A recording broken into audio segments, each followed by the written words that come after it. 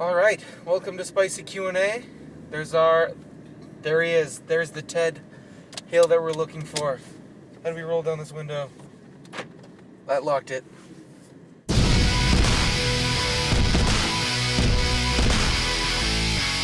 All right, hop in the vehicle, because you look very, very cold and very, I very... got snow all over me now, Aaron. You have snow all over. No, stop! Ow! Can you tell us your name and what you do here at the school? Edward Albert Hill III, also known as Ted.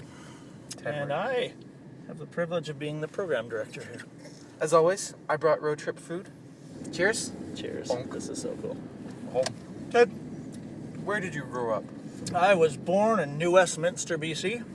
And I lived in the Lower Mainland, Surrey, Delta, Newton, White Rock, until I was about 12. Where'd you move to when you were 12? Moved to Oxbow, Saskatchewan, a small town of 600 people. Thanks, Mom and Dad. Nice. So, where is the farthest that you've traveled to?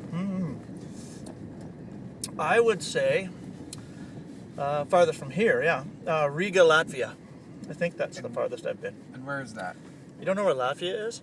So now there's rumor, I'm just supposed to ask you about the story, how you stole a truck? Stole a truck. Summer of 1987, I was 17 years old. My good friend Chris, so we were going out to this party, and Kevin was the driver. And so when we were leaving the party, it was boring. We were going to go over to Carlisle to hit Dairy Queen before it closed. Carlisle is a little bit bigger than Oxbow. Okay. Had a Dairy Queen. We got a flat tire halfway to Carlisle, and there was no spare, so we had to walk all the way to Carlisle. Oh, wow. We got to Carlisle like 2:30 in the morning or something like that. Geez. And so what are we going to do? How are we going to get home? So Kevin had a whole bunch of friends in Carlisle, so we went from one party to another trying to find somebody that had a spare tire and would drive us out to back out to the car. Mm-hmm. Nobody'd take us. So Kevin Stephenson said this strange thing. He said, let's steal a vehicle. And Chris Martin and I, we just sort of laughed. Until Kevin starts looking for doors that were open in vehicles. And finally found a 1966 Mercury half-ton with keys in it. And before you know it, Kevin said, Chris and I, push.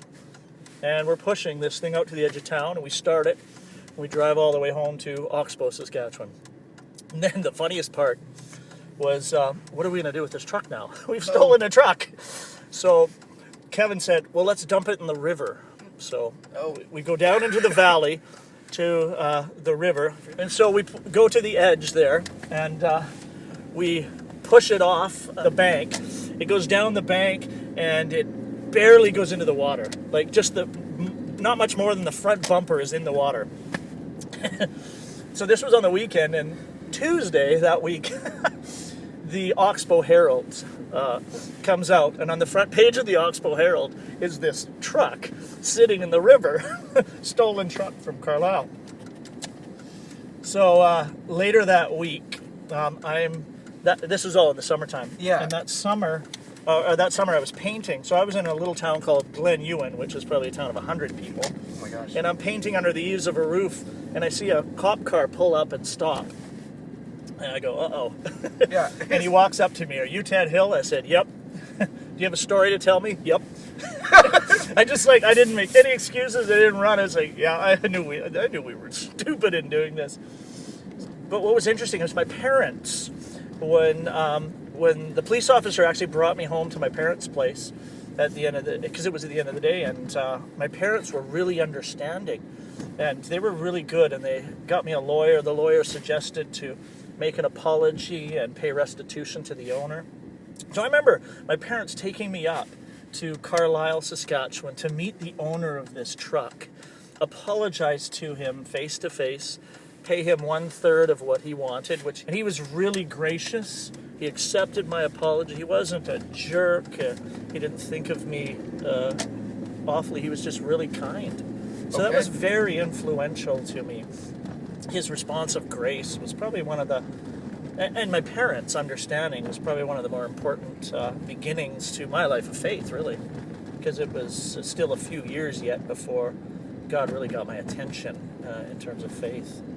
When I heard stole a truck, I would have assumed it was like your friend's truck or... No, it was actually... literally... It was literally we were charged. Yeah, I was arrested and charged, yep. I learned something new about you, Ted. Well, Ted, thank you What? so much for being on the show.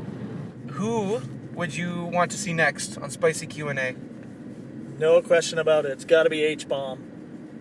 Who's H-Bob? Mark Hagan. Mark Hagan. I want to see that. I can't wait. I am also very totally excited. pumped. Thank you so much for watching. Please follow the Instagram at CLBI and the YouTube at CLBI. The YouTube. The YouTube. Yep. There is two. It's the one with the nicer looking logo.